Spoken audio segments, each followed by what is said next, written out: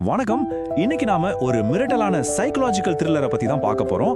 இதோட அந்த 3D cinematic experience, அதுல வர்ற அந்த இருட்டும் மர்மம் நிஜமாவே நம்மள ஒரு இருண்ட உலகத்துக்குள்ள கூட்டிட்டு போயிடும். கதையோட முடிவுல அந்த பிரம்மாண்டமான கண்ணாடியை நீங்க பார்க்கும்போது லிட்டரலா ஒரு நிமிஷம் உறைஞ்சு போயிடுவீங்க. ஏன்னா அந்த கண்ணாடியில தெரிய போற முகம் ஹீரோவோடது இல்ல. அப்ப யாருடைய முகம்? வாங்க தேடலாம். சரி, நேரடியா விஷயத்துக்கு வருவோம். இந்த கதை வெறும் ஒரு சாதாரண த்ரில்லர் இல்லைங்க, மனித மனத்தோட இருட்டறைய அலசுற ஒரு விஷயம். கதையோட ஹீரோ பரதன் பண கஷ்டம் வறுமைன்னு தவிச்சிட்டு இருக்கிற ஒரு சாதாரண மனுஷன். இவனுக்கு திடீர்னு ஒரு வேலை கிடைக்குது. அடர்ந்த காட்டுக்கு நடுவுல இருக்கிற ஒரு பெரிய தனிமையான பங்களாவை பாத்துக்கிற வேலை. சுத்தி கும்மிருட்டு, யாருமே இல்லாத ஒரு திகழான இடம். அந்த செட்டப்பை பார்க்கும் போதே நமக்கே அவ்வளோ எமோஷனலா கனெக்ட் ஆகும். விசித்திரமான வேலை. ஆமாங்க, அந்த பங்களாவை பாத்துக்கிற வேலை தான்.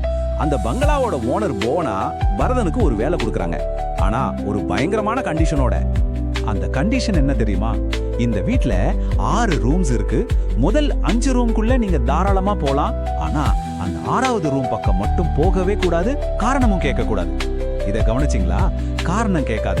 இதுதான் மனித மனத்தோட மிகப்பெரிய பலவீனம். நம்ம கிட்ட எதை செய்யக்கூடாதுன்னு சொல்றாங்களோ அதை செய்யணும் தான் நம்ம மூளை முதல்ல துடிக்கும் இல்லையா? காரணம் சொல்லாம ஒரு தடைய போடும்போது அது எப்படி நம்ம ஆர்வத்தை ஒரு காட்டுத்தீ மாதிரி தூண்டுதுங்கிறத இது ரொம்ப அழகா காட்டுது. ஆசையின் விதை.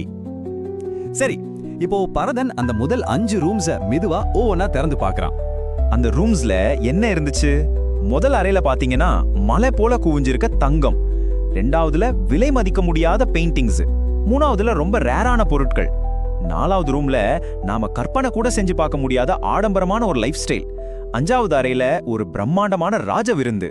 ஒரு மனுஷ கனவு காண்ற எல்லாமே அங்க அவனுக்கு அப்படியே தட்டுல வச்சு கொடுக்கப்படுது.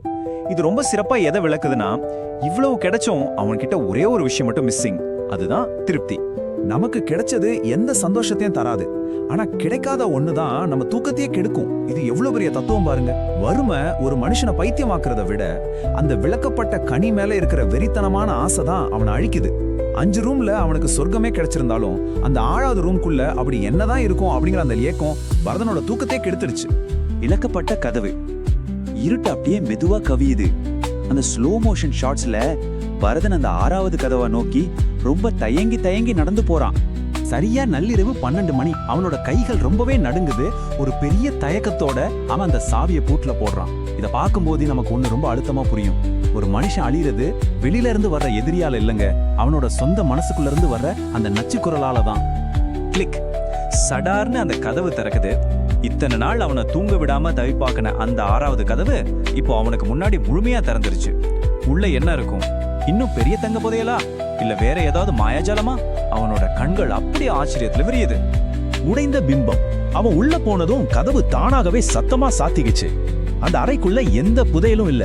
அங்க இருந்தது ஒரே ஒரு பிரம்மாண்டமான கண்ணாடி மட்டும்தான். அப்போ ஒரு இருண்ட எக்கோ ஆகிற ஒரு குரல் கேக்குது.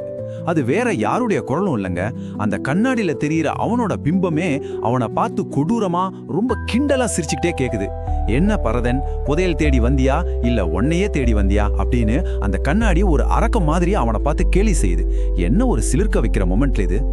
உண்மையை சொல்லணும்னா இந்த அறை நிஜத்துல ஒரு சிறை இல்ல, இது ஒரு சைக்கலாஜிக்கல் சிறை. அவனோட பேராசையால அவனாவே உருவாக்கிக்கிட்ட சிறை. மனிதனுக்கு கிடைக்காதது பணம் இல்ல, அமைதி.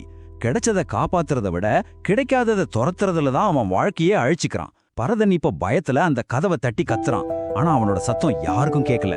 அந்த முழுமையான அமைதிக்குள்ள அவனோட பேராசை அவனை அப்படியே முழுமையா முழுங்கிடுச்சு. பேராசையின் முடிவு. அடுத்த நாள் காலை விடியுது. ரொம்ப அமைதியா இருக்கு. புவனா அந்த அறையை துறக்கும் போது அங்கே பரதன் இல்ல. அவன் அந்த கண்ணாடியின் நிரந்தர கைதியாகவே மாறிட்டான். சோ இங்க முக்கியமான பாயிண்ட் என்னன்னா, புவனா சொல்ற அந்த ஆழமான வசனம் தான். இந்த அறை யாரையும் கொல்லாது பரதன், ஆசைதான் கொல்லும். ஆமாங்க, இந்த உலகத்துல நாம அழியறதுக்கு வெளியில இருந்து எந்த எதிரியும் வர தேவையே இல்ல. நமக்குள்ள இருக்கிற அந்த விலக்கப்பட்ட விஷயங்களை தேடி போற பேராசையும் தனக்கு கிடைச்சது போதும்னு நினைக்காத அந்த மனமுமே நம்மள அழிச்சிடும். தங்கம், சொத்து, சுகம்னு 5 அறைகள்ல வாழ தேவையான எல்லாமே கிடைச்சும் ஒரு மனுஷன் எப்ப தனக்கு போதுன்ற எண்ணத்தை இழக்கிறானோ அப்பவே அவன் அழிய தொடங்கிடுறான். இதுதாங்க இந்த முழு கதையோட கோர் மெசேஜ். இந்த வெளி உலகம் நம்ம தேவைகளுக்கு போதுமான எல்லாவற்றையும் வாரி வழங்குது. ஆனா நம்ம மனசுக்குள்ள ஒரு கதவு இருக்கு. எனக்கு இன்னும் வேணும், எனக்கு கிடைக்காத அந்த ஒண்ணு வேணும்னு துடிக்குதே, அந்த எல்லையற்ற ஆசையோட கதவு. அது திறக்கப்படும் போது மனுஷன் அவனோட நிம்மதியையும் வாழ்க்கையையும் மொத்தமா இழந்துடுறான். அந்த தடை விழியில இல்ல, பரதனோட மனசுக்குள்ளதான் இருந்துச்சு. இப்போ அந்த இறுதியான மிரட்டலான ட்விஸ்ட் வருது. புவனா ரொம்ப கேஷுவலா ஒரு துணி எடுத்து அந்த கண்ணாடியை அமைதியா துடைக்கிறாங்க. கண்ணாடிக்குள்ள அழுதுகிட்டு இருந்த பரதன் அப்படியே எந்த தடையும் இல்லாம மறைஞ்சு போயிடுறான். இப்போ புவனா மெதுவா திரும்பி ஸ்கிரீனை உடைச்சு நேரா உங்களை, அதாவது பார்த்துட்டு இருக்கிற உங்களை பார்த்து ஒரு கொடூரமான சிரிப்போடு கேட்கறாங்க, அடுத்தவன் வந்துட்டானா? சோ இந்த கேள்விக்கு உங்ககிட்ட பதில் இருக்கா? உங்க மனசுக்குள்ள இருக்கிற அந்த 6வது கதவை நீங்க திறக்க போறீங்களா இல்லையா? நல்லா யோசிச்சு பாருங்க. ஏன்னா அடுத்த பலி நீங்களா கூட இருக்கலாம்.